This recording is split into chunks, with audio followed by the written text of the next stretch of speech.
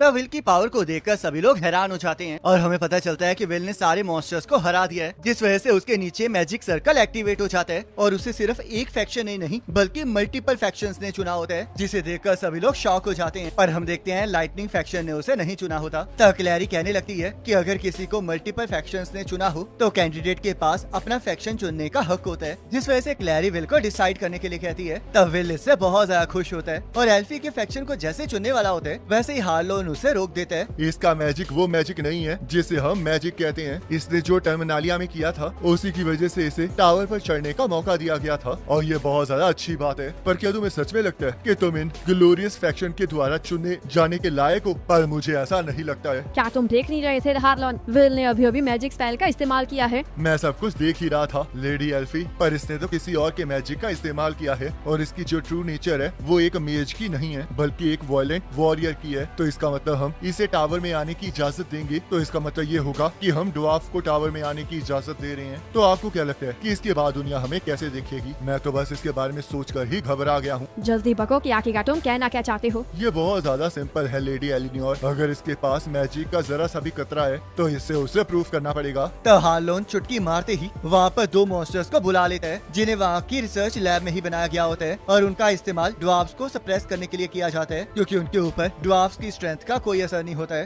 तो हार्लोन छोटी सी magic spell से उस मॉन्स्टर के ऊपर हमला कर देता है, जिस वजह से उस मॉन्स्टर के टुकड़े टुकड़े हो जाते हैं। जैसे कि आप देख ही सकते हैं कि जैसे ही ये मॉन्स्टर लो लेवल स्पेल के ही कांटेक्ट में आता है वैसे ही ये तबाह हो जाता है। पर अगर कोई इसके ऊपर मैजिकल एनर्जी से हमला नहीं करता है तो इस मॉन्स्टर को कुछ भी नहीं होता है, जिस वजह से इन्हें हराकर विल को साबित करना होगा कि वो मेज बनने के लायक है। तब वो मॉन्स्टर विल के ऊपर हमला कर देता है, जिस वजह से विल उसे बीच में से काट देता है। पर वो मॉन्स्टर फिर से जुड़ जाता है। तब विल सोचने लगता है कि क्या उस मॉन्स्टर के ऊपर सच में कोई भी उसका हमला काम नहीं करेगा और वो ये सोचते हुए फिर से उस मॉन्स्टर को बीच में से काट देता है। पर उस मॉन्स्टर पर इस चीज का कोई असर नहीं होता। तब क्लैरी कैरियट से पूछने लगती है कि आखिरकार अब उन्हें क्या करना चाहिए और कैरियट हार्लोन की बात पर एग्री करने के लिए मान जाता है क्योंकि टावर मैजिक का सबसे टॉप लेवल होता है तो इसलिए वहाँ पर स्वॉर्ड की कोई जगह नहीं है। तो इसी वजह से विल को प्रूफ करना होगा कि वो टावर पर रहने के काबिल है या नहीं। तब विल उस मॉन्स्टर को हराने के बारे में सोचने लगता है और उसके कोर के ऊपर हमला कर देते हैं। पर हम देखते हैं उसका कोर भी लिक्विड से ही बना होता है, जिसके ऊपर विल का कोई भी हमला काम नहीं करता और उस मॉन्स्टर के अंदर से इलेक्ट्रिसिटी निकलने लगती है। तब विल पीछे हट जाता है और हमें पता चलता है कि वो जो इलेक्ट्रिसिटी होती है वो किसी भी ड्वार्फ को रोकने के काबिल होती है, जिस वजह से विल के साथियों को लगने लगता है कि अब वो आगे नहीं बढ़ पाएगा। तब वो लोग उस सीन को याद करने लगते हैं जब विल ने उन्हें बचाया होता है और उनकी जान बचाने के बदले में वो विल की मदद करने के लिए उसकी तरफ मैजिक फेंकने लगते हैं। पर तभी हार्लोन उन्हें रोक देता है और उन्हें बीच में आने से मना करता है। तब सियोन भी इस चीज से फ्रस्ट्रेट हो जाता है और मन ही मन विल को इस चैलेंज को पार करने के लिए कहता है। तब वो मॉन्स्टर फिर से विल की तरफ बढ़ने लगता है पर विल उसे काटने के अलावा कुछ नहीं कर पा रहा होता, जिस वजह से वो मॉन्स्टर विल को दूर पटक देता है। पर विल अभी भी हार नहीं मानता और जैसे ही खड़ा होने लगता है वैसे ही हार्लोन उस मॉन्स्टर को गायब कर देता है और सबको बताता है कि अब उसके पास इस बेकार सी लड़ाई को देखने का टाइम नहीं है क्योंकि अब तो सभी को एहसास हो गया है कि विल वर्दी नहीं है, जिस वजह से उसे कलरलेस रह के अपर इंस्टीट्यूट के सबसे लोएस्ट रैंक पर रहना होगा ताकि हार्लोन विल की विज वाली पावर को अच्छी तरह स्टडी करके उसे मैजिकल वर्ल्ड के लिए यूज कर सके। तो तुम इसे लैब एनिमल की तरह इस्तेमाल करना चाहते हो, पर अगर हम इसकी मदद से फिफ्थ एलिमेंट का इस्तेमाल कर सकते हैं और उसके बारे में समझ सकते हैं तो मुझे इससे कोई प्रॉब्लम नहीं है। पर मुझे लगता है कि कुछ लोग इस बात से एग्री नहीं करेंगे। तब ये सुनकर एल्फी को गुस्सा आ जाता है, जिस वजह से कैरियट एल्फी को टेंट्रम शो करने से मना करता है और एल्फी हार्लोन पर गुस्सा निकालने लगती है क्योंकि उनके बीच में ये डील नहीं हुई थी। पर तभी जियो उन लोगों को अपनी बकवास करने से मना करता है और उन्हें याद दिलाता है कि अभी भी एक ब्लूम बाकी है, जिसके बाद वो लोग डिसाइड कर सकते हैं कि विल को किसी फैक्शन में आना चाहिए या नहीं। तो क्लैरी भी इस बारे में सबको बताने लगती है। अगर ये कोई नॉर्मल ईयर होता तो अगला ब्लूम 6 महीने बाद आना था, पर टर्मिनालिया में हमें बहुत ज्यादा नुकसान हुआ है, जिस वजह से हर एक फैक्शन को अपनी लोस्ट मैन पावर को रिस्टोर करना है। तो इसलिए सिर्फ इस साल के लिए सेकंड ब्लूम अगले ही हफ्ते होने वाला है। टर्मिनालिया में हुई ट्रेजेडी की वजह से हमें पूरा यकीन है कि आप लोग अभी भी ग्रो कर सकते हैं, तो इसलिए दुनिया को आपसे बहुत ज्यादा उम्मीदें हैं, जिस वजह से जो लोग आज सिलेक्ट नहीं हुए हैं उन्हें नेक्स्ट ब्लूम के लिए खुद को तैयार करना होगा ताकि अगली बार कोई फैक्शन उन्हें चूज कर ले।